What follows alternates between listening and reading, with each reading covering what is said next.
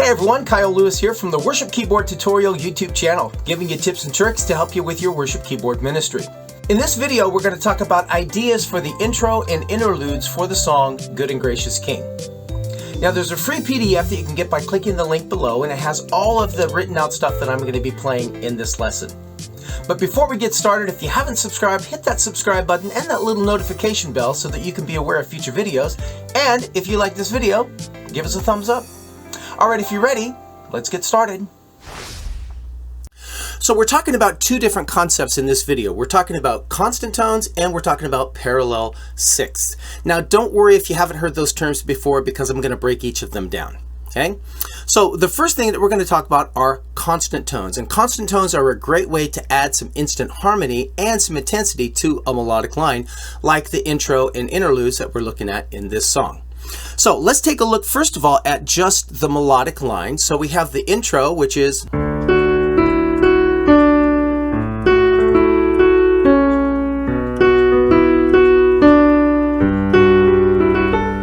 that can stand by itself. It could be played by the guitar or violin, or maybe by us as the keyboard player. But when I play this intro, I like to add some constant tones because, like I said, it adds some instant harmony and some intensity to the melodic line. So what is a constant tone? Well, a constant tone is a fixed note or a tone that is played along with a melody note. So it adds some intensity to it without interfering. And so we like to use tones that have a more open sound. So in this case, this A that I'm going to be playing as a constant tone, it's going to be playing constantly while I play my melody. So my melody is going to be playing up here while my constant tone is playing down here. It plays constantly. That's why they call it a constant tone. It doesn't change the harmony.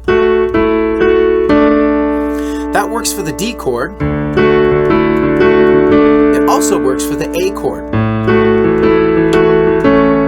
When I get to the B minor and the G chord, I like to shift that constant tone from the A up to the B. Because that B is part of the B minor chord, but it's also part of the G chord. It works for both of those chords. So I have the B minor in the G section.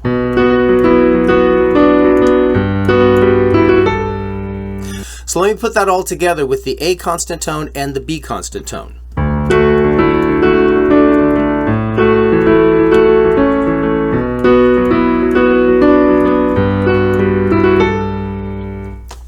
Now when I get to the last half of that interlude or the intro, I'm going to just land on that single note. So I have the...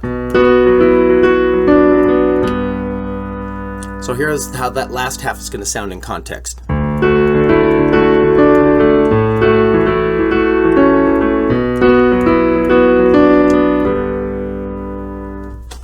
So that section works for both the intro and the first interlude part. So this second interlude starts on a B minor chord, and it goes to the section of Holy, Holy, Lord Almighty.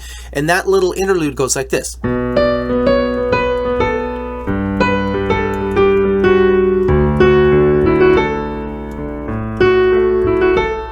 Now I could try to find a constant tone that works with that, but I found that parallel harmonies work well with the first little section of this. So what is a parallel harmony? Parallel harmony, and in this case we're using parallel sixths, are notes and intervals that move in the same distance. So if I have D, I'm going to go down to what we call a sixth interval. So here's my first note, second, third, fourth, fifth, sixth. So this interval is called a sixth. And it sounds nice together because it's actually part of like a D chord. But that means that if I move my melody note up a step, I'm going to move my harmony note up a step. If I move down a step, I'm going to move down a step. So I'm keeping that same interval. It's almost like I have a mannequin hand. And I can jump, I can skip intervals, but if I skip the interval in the melody, I need to skip the interval in my harmony.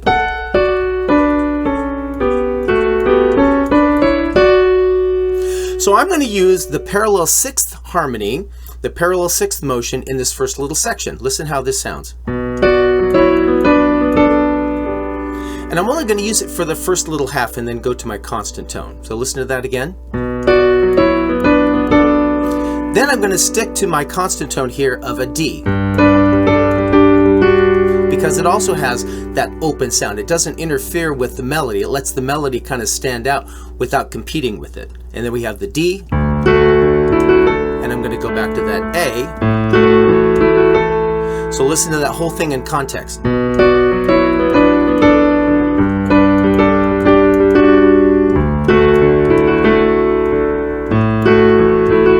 And then that just repeats.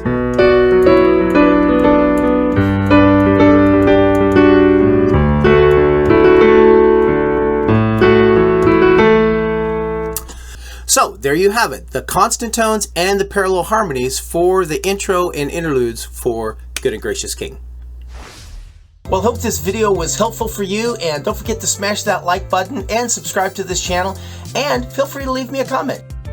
Well, thanks again for watching. We'll catch you next time. Bye.